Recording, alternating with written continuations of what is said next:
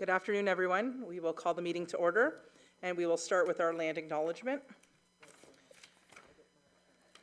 We acknowledge that the ground on which we live is the traditional territory of Caldwell First Nation, of the Three Fires Confederacy, and the original people of Point Pelee and Pelee Island, and its surrounding lands and waters, and that of the Huron-Wendat and Wyandot people. We recognize and respect the First Nations, who are stewards of the land and waters of Turtle Island, and who have embraced this stewardship since time immemorial. We would also like to acknowledge the contributions of the nearby First Nation communities and all the original people across Turtle Island. Could I get an adoption of the agenda? And that is Cindy and Jason, thank you. Are there any disclosures of pecuniary interest? No, okay, none noted. And can I get an adoption of minutes? So moved. Oh, okay. Councillor Burns and Jason, thank you. And we will start with item E, presentation 1, Parks, Recreation and Culture Draft Master Plan. Jonathan Osborne, Director of Public Works, will introduce the presenters from Monteith Brown Planning Consultants. And they will be on Zoom this afternoon. Thank you, Jonathan. Thank you very much. I'll just give a brief introduction. This is for the Parks Master Plan draft document that we have at the current moment. We began the Parks Master Plan process about a year and a half ago, in about the summer of 2024. Once we got into it, we started doing a lot of background data gathering, public consultations, meetings with user groups, a lot of talk and meetings with administration and Monteith Brown to get us to this point where we have a draft report in front of us. That draft report was brought to council a couple weeks ago, and so it could go back out for public consultation, and that's part of why we're at the Accessibility Committee here today. And the hope is to make any final edits or tweaks that are needed and finalize that plan and get it back to council in the new year sometime. So I'll hand it over to Dennis from Monteith Brown to present the report. Great. Thank you, Jonathan. And good afternoon, Chair and members of the committee.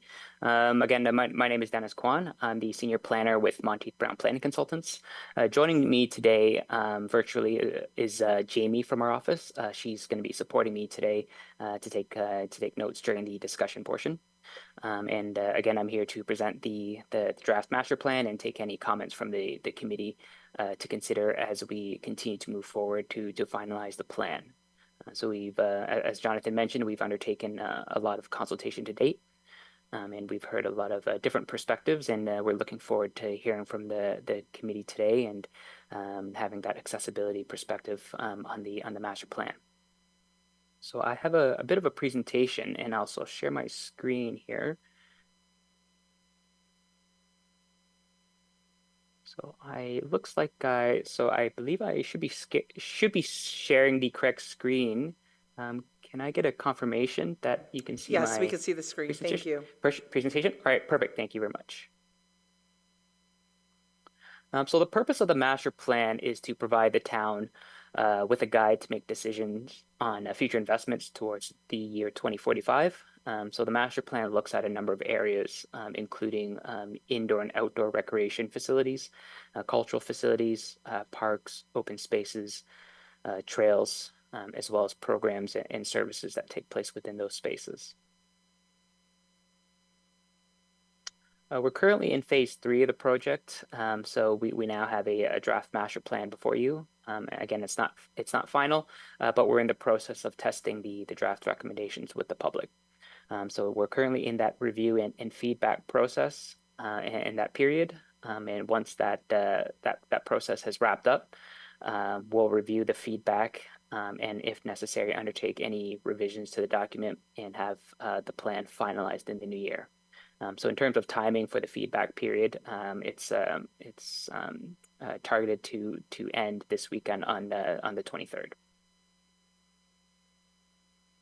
So the master plan, it's very much a LaSalle plan, so it's tailored to meet the needs of the community. So to do that, we've considered a number of building blocks that form the foundation of the master plan. So we considered community input. We've looked at the community profile. We looked at key trends and best practices, as well as the park and facility inventory in LaSalle, as well as utilization data and participation data.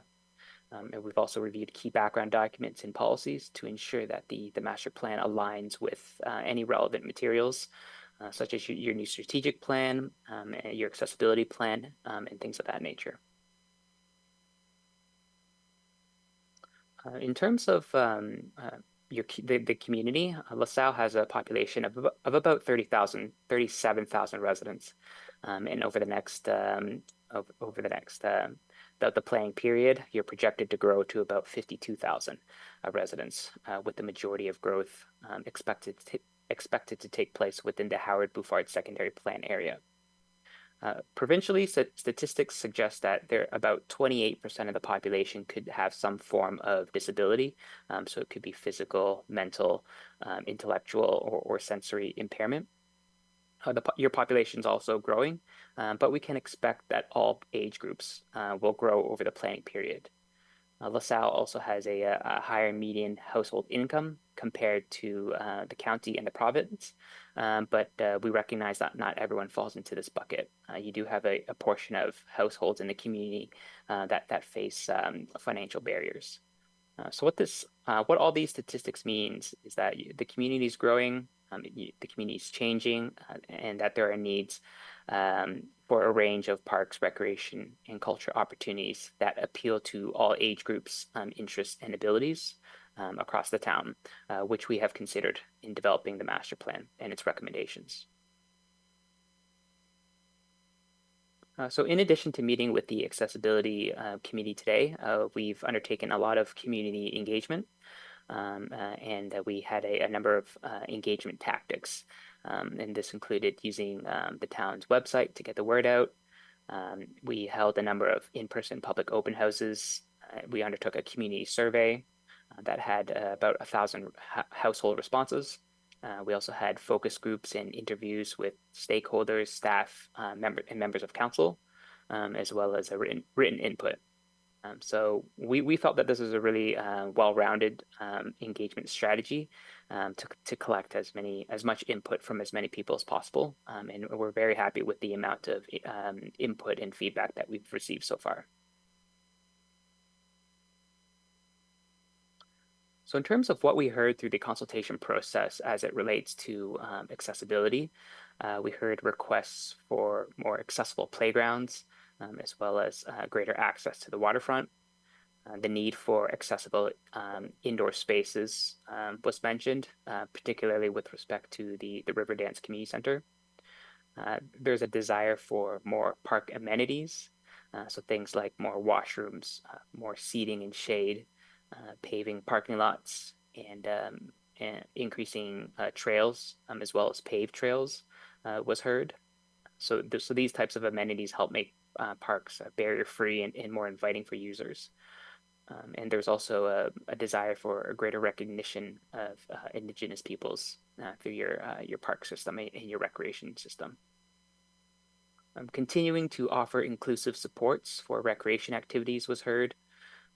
So this included continuing to offer the Pathways to Potential program to minimize financial barriers, and also allowing support persons to attend and participate in programs at no charge.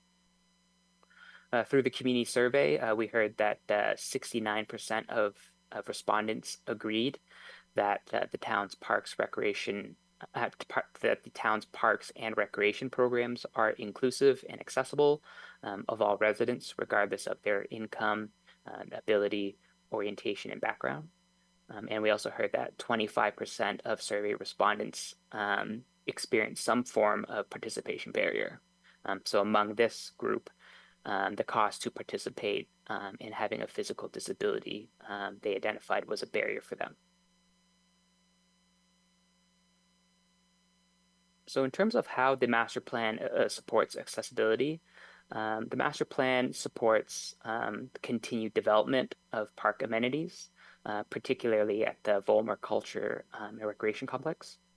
So the master plan recommends a number of strategies to increase accessibility at that park, including paving parking lots, as we recognize some of those parking lots are currently have a gravel base, providing more seating, as well as washrooms and shade shelters in strategic areas, as well as removing berms, particularly around soccer fields. We heard that is an accessibility barrier for some.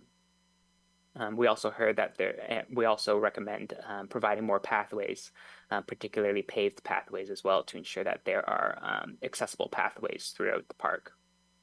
So these types of amenities and park improvements can also be applied to other parks as well in LaSalle, including LaSalle Landing, which is recommended through this master plan.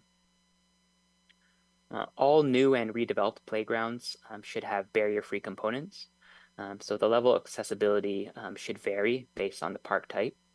So at a community park playground, that may have a higher level of accessibility compared to a neighborhood park playground.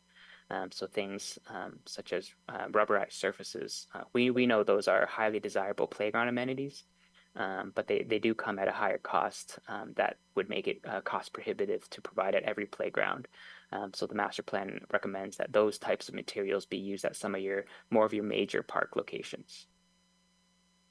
Continuing to develop your trail system is recommended by providing pathways within parks to ensure that there are firm and stable walking surfaces that connect people to amenities within the park, and also to develop your trails within new residential areas and ensure that residents in those areas are connected to your existing network. So we recognize that the town will be preparing an active transportation master plan. So through this process, the town will be able to better define where those trail linkages should be located, and from an accessibility perspective, considering universal design, as well as other details such as what supporting amenities should be provided and where should they be located. Undertake an accessibility audit of the town's recreation facilities and spaces is recommended. So this will help identify and create a plan to mitigate barriers, and that is supported through the master plan.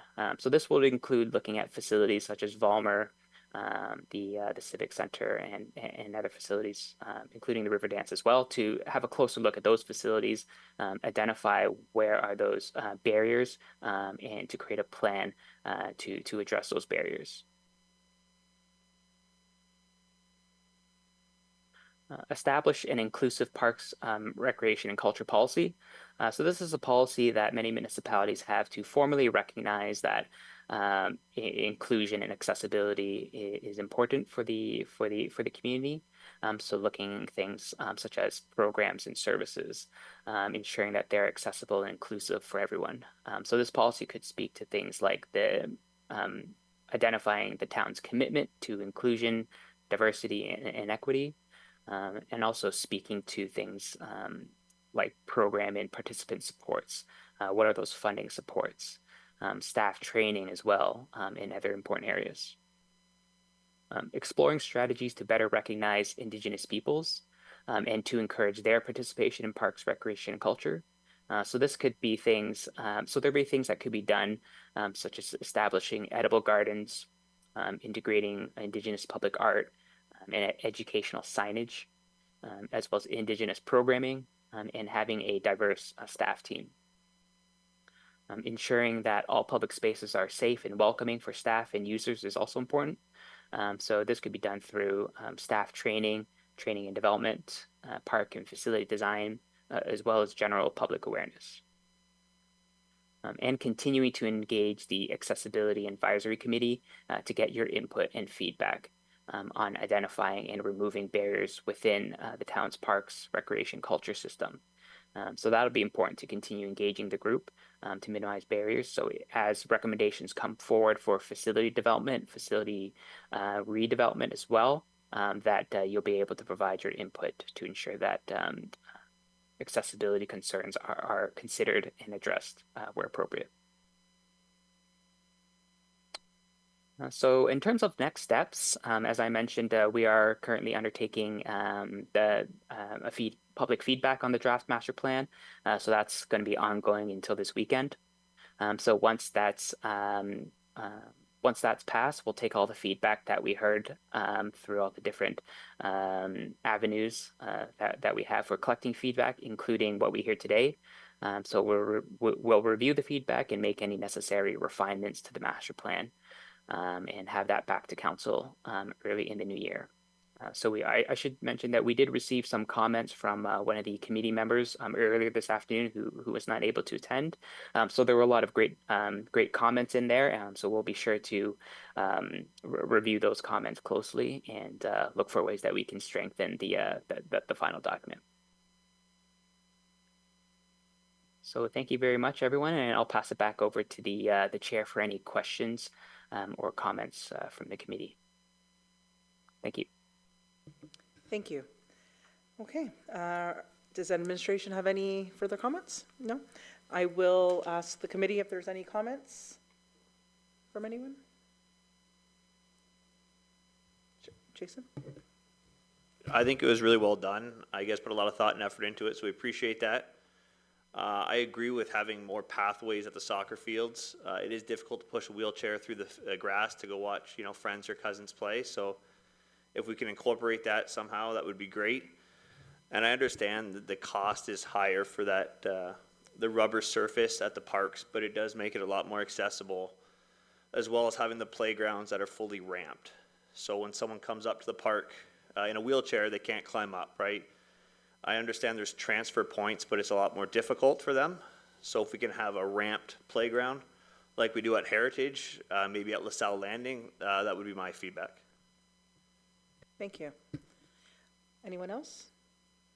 Okay, I would like to note that, as you had mentioned, that Joanna Conrad is a committee member. She wasn't able to attend today, but she did send some feedback, and I do know that you have it. So I just wanted to note that as well. Okay, so if there's no other questions, the recommendation. Sorry. Yeah, yes. I would just like to comment too as well on the Vollmer Fields. Not sure what the capacity for this is, but there is a berm there. And I find when parking is full that I've seen with an aging population, seniors having to cross that berm and get over it, which could be a danger. And there's a lack of sidewalks generally around that area, especially when, like I said, the parking is full.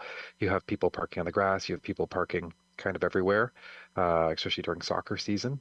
So an increase in sidewalks, accessible walking options so that families can get to those fields might be, helpful, especially on those, sort of roadways that are when you get to the unpaved area, might be a little helpful. Thank you. Yes, Councilor Burns? Okay, the reason for those berms is when we built the Vollmer, there were no berms. But we couldn't get the soccer mums and dads to park their cars in the proper parking spots. So for a safety issue, we built those berms with the intent there would be no cars there and keep young children running between those cars and getting hit onto the roadway. And you'll also notice as you go around the facility, there are stones on the opposite side of where the berms are. So it would be on the east, is this way, is the berm, and on the west side for the same reasons, because they would park all over and you couldn't get out of the facility. So that's why they were there. Again, the things that we haven't done at the Vollmer, and you pointed them out, is paving the parking lots, number one. And the lighting is not there for the ball diamonds. And there's no netting there. And my 13-year-old grandkids play there. And when those 4 diamonds are in play, if you hit a ball to the right side, it goes right into the next field. And if you're standing at that gateway just beyond the dugout, you're going to get hit in the head at some point. And I didn't notice that in your report. So I know we have another opportunity to talk together, but those are the things that we need to do, is complete the paving of the parking lots, make sure that we can put up the lighting, which we didn't do at the time because it was too expensive, so that we can use those and utilize those diamonds at night so we don't have to build more. So that's the reason it was there, so you will know, and I'm probably the only person in the room that was part of building that back in 1997, so thank you, and hopefully you note that as well. Thank you, Your Chair. Thank you. Are there any other questions or comments? No? Okay. So the recommendation is that the Parks, Recreation, and Culture Master Plan presentation be received. Okay. Councilor Burns and Jason. Okay. So items F, items for consideration, the 2026 committee work plan. Stephanie Aluski from Council and Committee Services Coordinator will present the 2026 work plan. Thank you. So it's hard to believe that the last time I was talking to you was only 5 months ago for the 2025 work plan, and a lot has been accomplished since then. So we wanted to get ahead of the 2026 work plan. So it's basically I'm gonna review what you've already have in front of you and you've had as part of the agenda. And we're just asking for this work plan to be approved as it's received. So one of the things is that we'd like to do another flag raising event for Autism Awareness Day, which is April 2nd. So that is creating a social media campaign with our strategy and engagement department, ensuring that the flags are flown here at the Civic Center in the Volmer, extending invitations to Autism Ontario, the West Region, local schools, communities, and securing a guest speaker to speak at the flag raising event. So that's one of the things that's coming up first on the list, because April's coming a lot quicker than we all know. The other thing we would like to do again is National Accessibility Week, which runs at the end of May. We do that in conjunction with Red Shirt Day. We also want to make sure that we are choosing the day that best coincides with the county. Normally they're picking the first Monday at about 10 o'clock. We like to try and do ours in the afternoon. So we would have to wait until the county has made their decision on that date and time.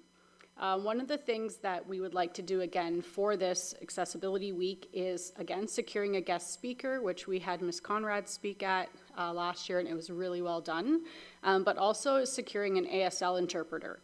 That was something that we had a lot of community members come up to us after and really appreciate, because a lot of times that's forgotten. So they just really encouraged us to continue doing that for future events. So we're hoping to reach out to Ms. Stuckless again and see if she's available for that. So that will be in May.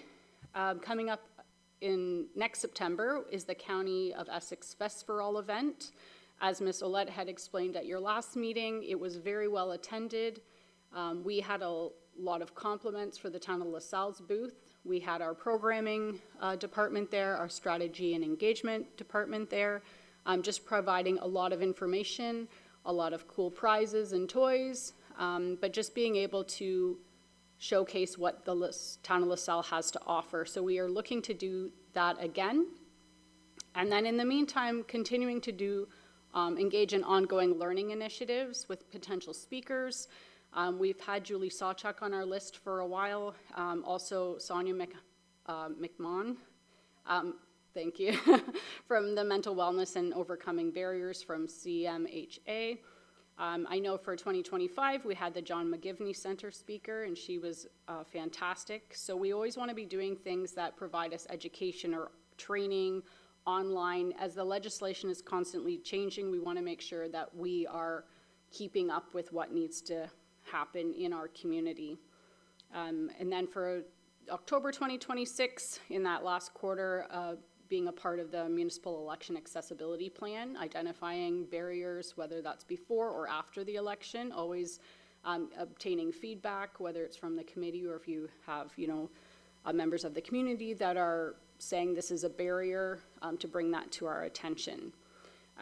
So that's currently on our list. I did just want to make a reminder, though, that administration is here to definitely support the committee, whether it's like emails, answering questions, providing information, but we really want the committee to just have that responsibility to move forward with the work plan. We really want to support what the committee wants to do, and we'll do that in any way possible. So we're really hoping for a lot of participation this year, and just excitement about what LaSalle can offer from an accessibility point of view, and just kind of putting our committee on the map and making sure people know that they can reach out to us for anything. Thank you very much. Are there any questions? Councillor Burns?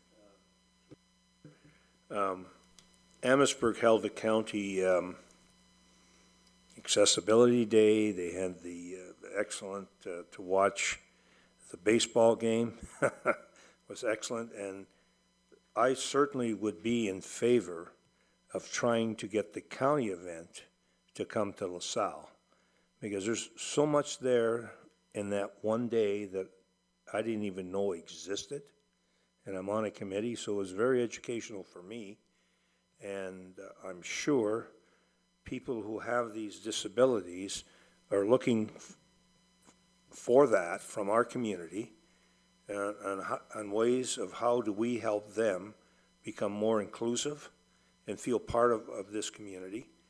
And I don't know, it may be we have to look out 2 years from now, but again, if you could put that on your radar and maybe see how we can work with the county to have that. And the other, Chairman Anita, thing that we go to in McGregor, I'd love to host that at our event center, where the county puts on a program, the politicians and the police officers and all those people come together. We normally have a very interesting guest speaker who can